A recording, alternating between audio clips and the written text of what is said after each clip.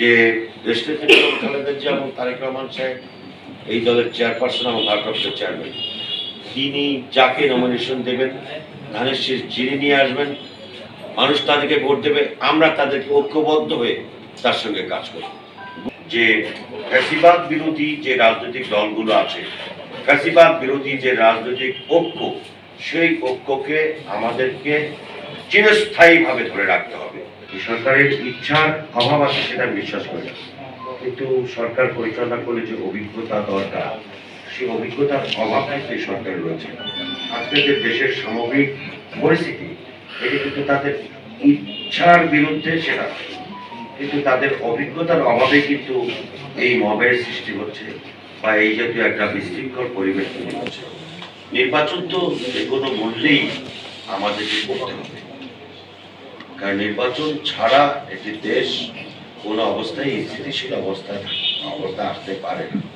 সে কারণে সরকারের যতদিনই তারা আছে, তারা যে অঙ্গীকার করেছে, সেই অঙ্গীকার বাস্তবায়নের লক্ষ্যে এখনো যে সমস্ত সামাজিক বিশৃঙ্খলা রয়েছে, অস্থিতিশীলতা রয়েছে, সেটা কোনো দলের দিকে বিবেচনা না করে, কোনো ব্যক্তির কথা না শুনে একটি রাষ্ট্রকে সুন্দর সুশৃঙ্খল পথে এনে আইন শৃঙ্খলার যথাযথ প্রয়োগ করে তারপর একটি স্থিতিশীল পরিবেশের মধ্য দিয়ে একটি সুষ্ঠু গ্রহণযোগ্য নির্বাচন তাদেরকে করতে হবে।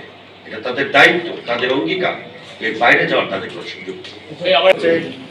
ডাকসু এবং জাকসু নির্বাচনে এটা এই সরকারের একটা টেস্ট ছিল, এবং সরকারের প্রতি আমাদের যে আস্থা এবং বিশ্বাস বা মানুষের যে প্রত্যাশা ছিল, সেই প্রত্যাশার জায়গাটায় যদি তারা প্রশ্নবিদ্ধ নির্বাচন করতে পারত, ডাকসু এবং জাকসুতে প্রশ্নবিদ্ধ মুক্ত আর কি, প্রশ্ন মুক্ত যদি নির্বাচন করতে পারত, তাহলে আমাদের মনে হয় প্রত্যাশার জায়গাটা অনেকটাই পূরণ।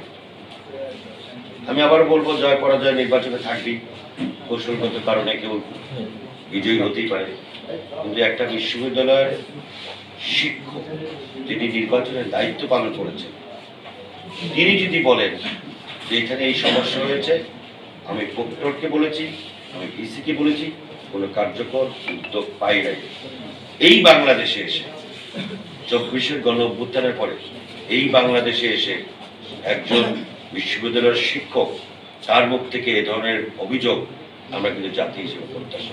জাতীয়তাবাদী শিক্ষক ফোরামের কিন্তু জাতীয়তাবাদী শিক্ষক ফোরাম কিন্তু আপনাকে মনে রাখতে হবে, এই স্বাধীনতা 5ই আগস্টের আগে যখন আন্দোলন শুরু হয়েছে, সম্ভবত 17 বা 18 তারিখে তিনি নিজে ছবি নামিয়ে তারপর কিন্তু গোটা জাতির কাছে তার সাহসিকতার পরিচয় দিয়েছেন, এবং তিনি বলেছেন আমি বিএনপি পন্থী, কিন্তু অন্যায়ের বিরুদ্ধে তো আমি কথা বলতে পারি।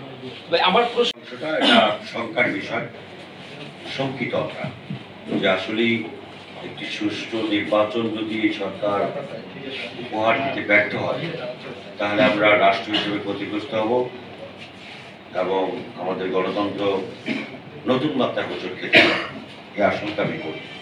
সেজন্য সরকারের উচিত হবে রাজনৈতিক দলগুলোর সঙ্গে ঐক্যমতের ভিত্তিতে নির্বাচন যাতে সুষ্ঠু এবং গ্রহণযোগ্যভাবে পরিচালিত হয়, সেজন্য যা যা করণীয় দরকার, কোনো বিশেষ ব্যক্তি বা দলের প্রতি দুর্বল না হয়ে একটি গ্রহণযোগ্য নিরপেক্ষ সুষ্ঠু নির্বাচন করবার জন্য সরকারের যা যা করা দরকার তাই তাদেরকে করতে হবে, হিম্মতের সঙ্গে সাহসের সঙ্গে।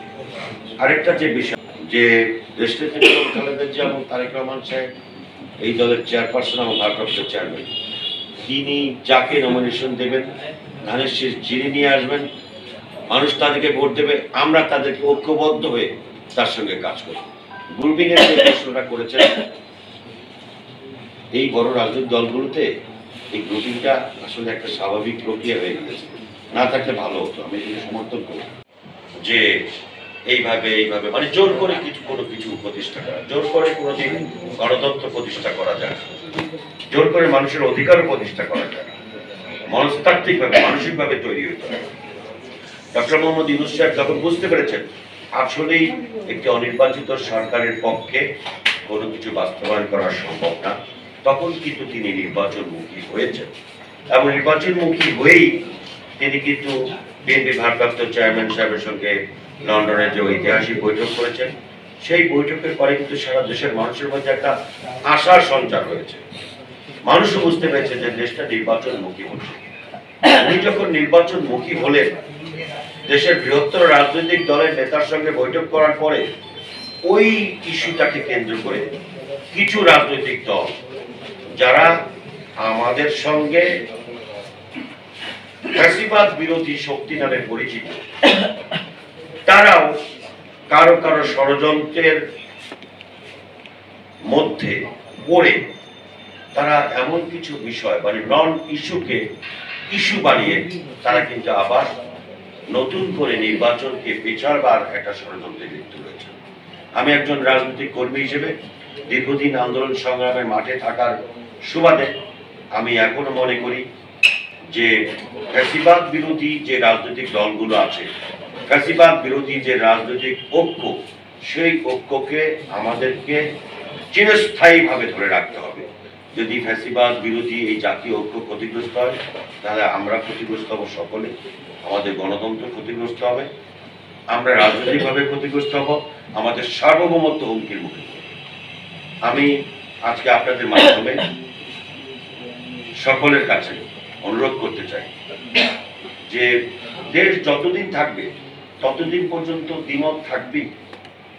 গণতন্ত্রের সৌন্দর্য ভিন্ন মত প্রকাশ করা, এই সৌন্দর্যের আলোকেই নিজেদের মধ্যে আলাপ আলোচনা করে দেশের স্বার্থে, দেশের সার্বভৌমত্বের স্বার্থে, দেশের গণতন্ত্রের স্বার্থে সকলকে এক এবং ঐক্যবদ্ধ থাকতে হবে। ভোটের রাজনীতিতে কেউ পরাজিত হবে, কেউ জয়লাভ করবে, এটা কিন্তু চিরস্থায়ী বিষয় নয়। ভোটের রাজনীতিতে মানুষের কাছে যেতে হবে। মানুষ যদি আমাদেরকে মনে করে, যা কি মনে করুক, যে ব্যক্তি হিসেবে এই লোকটাকে পছন্দ হয়, তাকে ব্যক্তি হিসেবে ভোট দেবে। যদি দল হিসেবে কাউকে পছন্দ হয়, তাহলে দলের মনোনীত প্রার্থীকে অবশ্যই তারা ভোট দেবে। মানুষের ভোটের বাইরে বাংলাদেশের গণতন্ত্র চিন্তা করা